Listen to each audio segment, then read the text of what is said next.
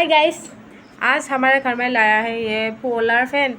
ये तो है 2-3 फैन है, अभी एक और फिर सही है, इसलिए ये पोलर फैन लाया है। इसको कैसे फिक्स करता है आपको दिखाऊंगा हम। चलिए देखते हैं, वीडियो को आगे तक देखते रहो। आज हमने लाया है ये पोलर फैन है ये। इसको हम अभी फिटिंग कर दिया, थोड़ा थोड़ा काम बाकी है अभी भी। ये क्या करना पड़ेगा इसके लिए हमको दिमाग में कुछ भी तो आता नहीं। ये अभी कर रहा है, इसमें हम एक बार तो ऐसा लगाया, उसके बाद हम फिर से ऐसा लगाना पड़ेगा। सॉरी गाइस, थोड़ा हमको हिंदी नहीं आता है।